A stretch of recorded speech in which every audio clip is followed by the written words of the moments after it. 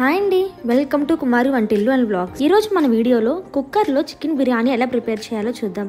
మన ఇంట్లోకి రిలేటివ్స్ వచ్చినప్పుడు ఏం ప్రిపేర్ చేయాలని ఆలోచించినప్పుడు ఖచ్చితంగా ఈ వంటని ట్రై చేయండి. ఎందుకంటే చాలా త్వరగా అయిపోతుంది, అలాగే సూపర్ టేస్ట్ గా ఉంటుంది. వీడియోని ఎక్కడ స్కిప్ చేయకుండా ఎండ్ వరకు చూడండి, మీకు క్లియర్ గా అర్థమవుతుంది. మరింత లేట్ మన వీడియోని స్టార్ట్ చేసేద్దామా. చికెన్ ని మ్యారినేట్ చేసుకుని పక్కన పెట్టుకోవాలి. కాబట్టి ముందుగానే ఫ్రెష్ గా చికెన్ తీసుకున్నాను. దీంట్లో తగినంత ఉప్పు వేసుకోవాలి, అలాగే పసుపు, తగినంత కారం వేసుకోవాలి. తర్వాత చికెన్ మసాలా, గరం మసాలా, బిర్యానీ మసాలా, ధనియాల పొడి వేసుకుందాం.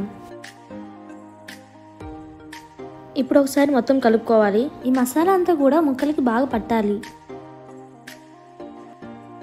బాగా కలుపుకున్న తర్వాత 3 టీ స్పూన్స్ కర్డ్ వేస్తున్నాను. వేసిన తర్వాత మళ్ళీ ఒకసారి కలుపుకుంటున్నాను.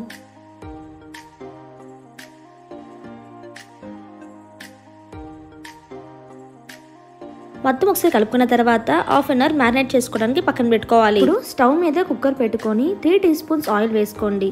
దాంట్లో చెక్క, లవంగాలు, మరాఠీ ముగ్గు, పువ్వు, పెద్ద యాలక్కాయలు, ఇలాచి వేసుకోవాలి. అలాగే 3 నుండి 4 బిర్యానీ ఆకు కూడా వేసుకోవాలి. సన్నగా తరిగి పెట్టుకున్న ఉల్లిపాయలు వేసుకోవాలి.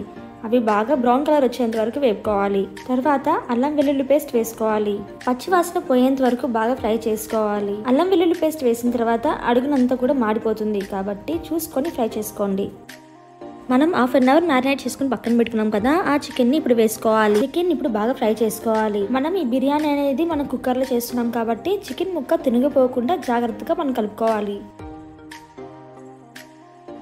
మొత్తం ఒకసారి కలుపుకున్న తర్వాత చీల్చిన పచ్చిమిరపకాయలు 4 నుండి 5 వేసుకుంటున్నాను. అలాగే శనగ తరిగి పెట్టుకున్న టమాటా ముక్కలు కూడా వేసి బాగా కలుపుకోవాలి.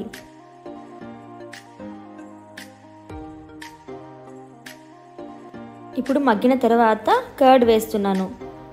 ముందుగానే మ్యారినేట్ చేసేటప్పుడు కర్డ్ వేసాను కాబట్టి ఇప్పుడు చూసుకొని మీకు సరిపోయేంతగా వేసుకోవాలి. కర్డ్ వేసుకున్న తర్వాత మొత్తం ఒకసారి ఫ్రై చేసుకొని చికెన్ ముక్కలకి మసాలా అంతా కూడా పట్టే విధంగా ఉడికించుకోవాలి.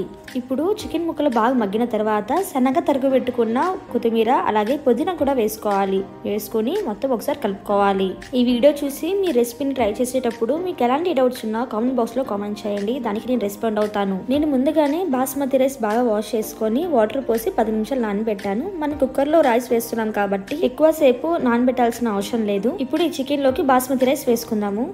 వేసుకున్న తర్వాత మొత్తం ఒకసారి కలుపుకోవాలి. మీరు 1 గ్లాస్ బాస్మతి రైస్ తీసుకుంటే దానికి 1.5 గ్లాస్ వాటర్ అయితే సరిపోతుంది. నేను 2 గ్లాసెస్ ఆఫ్ బాస్మతి రైస్ తీసుకున్నాను కాబట్టి 3 గ్లాసెస్ వాటర్ పోస్తున్నాను. మనం వాటర్ యాడ్ చేసిన తర్వాత మెల్లగా కలపండి, ఎందుకంటే రైస్ అనేది విరిగిపోతుంది, కాబట్టి జాగ్రత్తగా కలపండి. దీంట్లో నేను 1 టీ స్పూన్ ఫ్రెష్ గీ వేస్తున్నాను. మీ దగ్గర బాస్మతి రైస్ లేకపోతే మీరు నార్మల్ రైస్ అయినా యూజ్ చేసుకోవచ్చు.